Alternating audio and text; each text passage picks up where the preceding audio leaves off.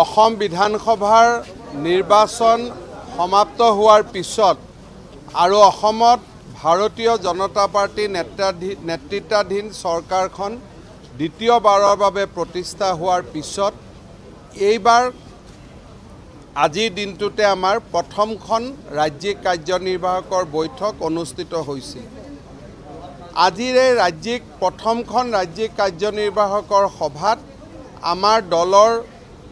ৰাজ্যিক কমিটিৰ সভাপতি হিচাপে ভৱেশ কলিতা ডাঙৰীয়ায়ো দায়িত্বভাৰ গ্ৰহণ কৰিছে। আমি সকলোৱে ভৱেশ কলিতা ডাঙৰীয়াৰ কাৰ্যকাল যাতে অত্যন্ত সফল হয় তাৰ বাবে তেওঁলোকক বিশেষকৈ ভৱেশ কলিতা ডাঙৰীয়াক শুভেচ্ছা জনাইছোঁ আৰু বিদায়ী সভাপতি ৰঞ্জিত দাস ডাঙৰীয়াক দলৰ প্ৰতি তেওঁ আগবঢ়োৱা বৰঙণিৰ বাবে কৃতজ্ঞতা জনাইছোঁ। আজিৰ সভাতে বিগত বিধানসভাৰ নিৰ্বাচনত সন্মুখৰ পৰা নেতৃত্ব দিয়া ভাৰতৰ প্ৰধানমন্ত্ৰী নৰেন্দ্ৰ মোদী ডাঙৰীয়া, গৃহমন্ত্ৰী অমিত শ্বাহ ডাঙৰীয়া, ৰাষ্ট্ৰীয় সভাপতি JP নাড্ডা ডাঙৰীয়া, দলৰ ৰাষ্ট্ৰীয় সাংগঠনিক সম্পাদক BL সন্তোষ ডাঙৰীয়া, আমাৰ ৰাষ্ট্ৰীয় উপসভাপতি বৈজয়ন্তজয় পাণ্ডা ডাঙৰীয়া আৰু ৰাষ্ট্ৰীয় সাধাৰণ সম্পাদক দিলীপ শইকীয়া ডাঙৰীয়াকো আমি প্ৰথমখন কাৰ্যনিৰ্বাহক সভাত আমি কৃতজ্ঞতা জনাইছোঁ। প্ৰথমখন কাৰ্যনিৰ্বাহকত সভাতে আমি মহাবাহু ব্ৰহ্মপুত্ৰ, মা কামাখ্যা, ভুৱন তীৰ্থ আৰু মহাপুৰুষ শ্ৰীমন্ত শংকৰদেৱৰ আশীৰ্বাদ বিচাৰিছোঁ। অসমৰ ৰাইজৰ আশীৰ্বাদ বিচাৰিছোঁ যাতে অনাগত 5টা বছৰত বিজেপিৰ চৰকাৰখনে ৰাইজৰ আশা আৰু আকাংক্ষাক বাস্তৱত ৰূপায়িত কৰিব পাৰে।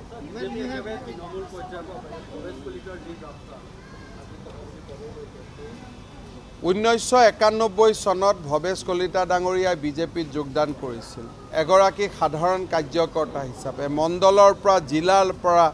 দায়িত্ব লৈ আজি তেখেতে ৰাজ্যিক সভাপতিৰ পদত অধিষ্ঠিত হৈছে। ক'ব গ'লে ব্লু ব্লাড নথকা, পাৰিবাৰিক বেকগ্ৰাউণ্ড নথকা এজন তৃণমূল পৰ্যায়ৰ কাৰ্যকৰ্তাও যে দলৰ ৰাষ্ট্ৰীয় সভাপতি হ'ব পাৰে, ৰাজ্যিক সভাপতি হ'ব পাৰে, তাৰ উজ্জ্বল দৃষ্টান্ত ভাৰতীয় জনতা পাৰ্টীয়ে ৰাইজৰ সন্মুখত বাৰে বাৰে দাঙি ধৰিছে।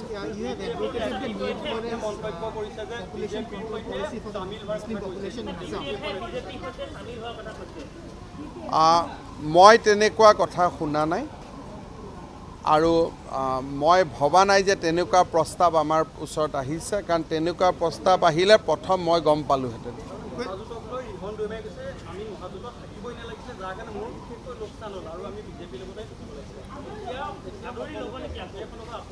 চাওক,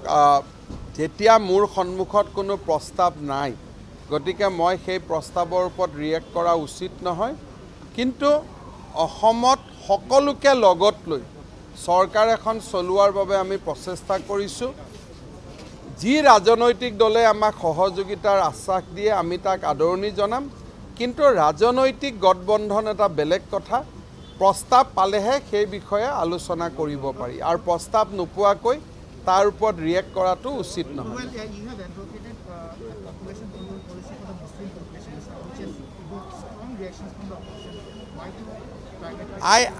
I do not think that there is any reaction from any Muslim people, because All Assam Minority Students Union, both the group has met me in last 1 month twice, and they have openly welcomed that yes, Muslim population in Assam needs population control measures, or they need to control population. I am meeting lot of Muslim intellectuals in the month of July, and I am sure that they are going to support state government policy, because this is the only way through which we can eradicate poverty and illiteracy from the Muslim minorities of Assam. So how do you plan to move forward? We are meeting all the Muslim intellectuals. On 4th, I am going to meet 150 Muslim intellectuals of Assam. We have invited.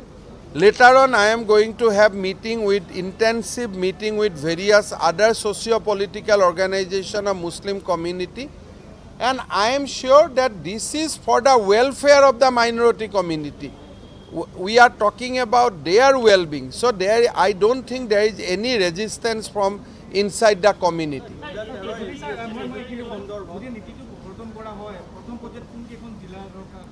নাই এনেকুৱা এটা কোনো নীতিটোতো কি প্ৰৱৰ্তন হ'ব আপোনালোকেতো বিধানসভা নিজে আলোচনাত আছিলেই উপস্থিত আছিলেই গতিকে পপুলেশ্যন কণ্ট্ৰলৰ দুটা ভাগ থাকে এটা ইনচেণ্টিভ এটা ডিসইনচেণ্টিভ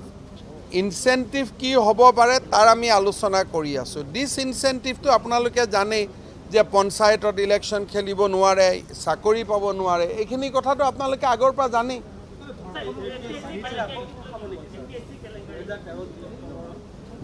মই কোনো এটা দুটা কেছ পাৰ্টিকুলাৰলি তদন্ত কৰা নাই বা মই খবৰ ৰখা নাই মই খালি পুলিচক কৈছোঁ একো বেয়া কামে যাতে আপোনালোকে সহ্য নকৰে সকলো বেয়া কামকে তাৰ ভিতৰত এটা বা দুটা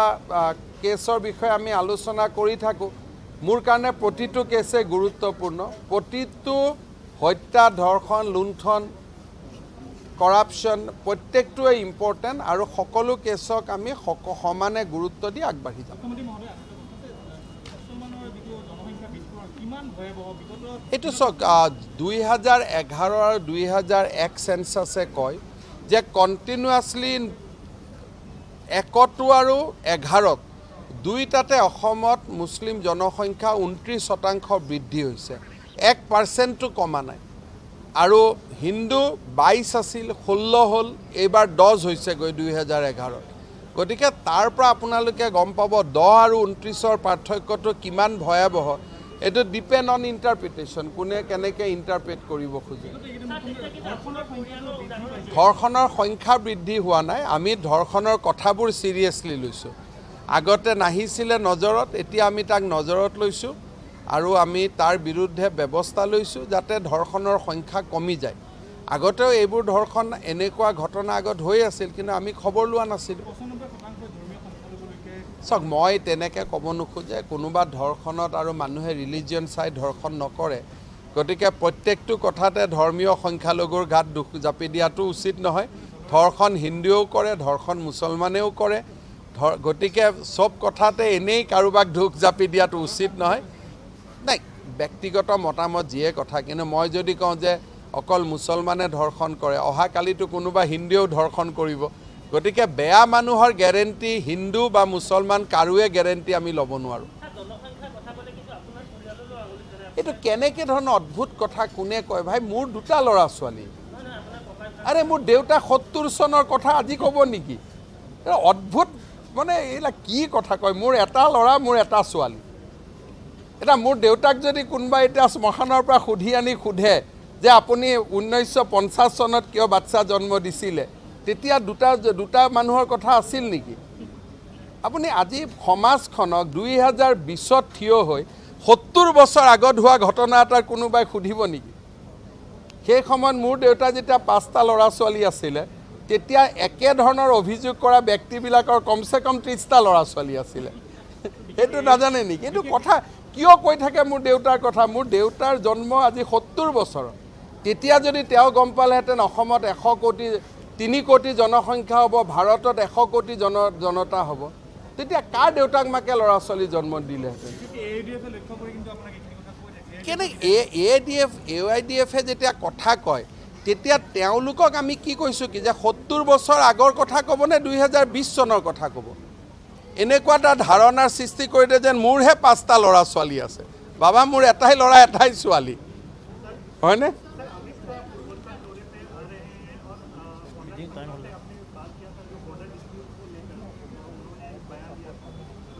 देखिए मैं हमारा जो नेबर स्टेट है उनका साथ मैं कोई कॉन्फ्लिक्ट नहीं चाहता हूँ और मेरा मानना है कि थोड़ा सा गिव एंड टेक का माध्यम से हम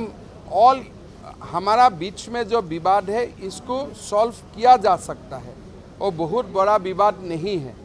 तो प्रयास होगा विवाद को सुलझाने के लिए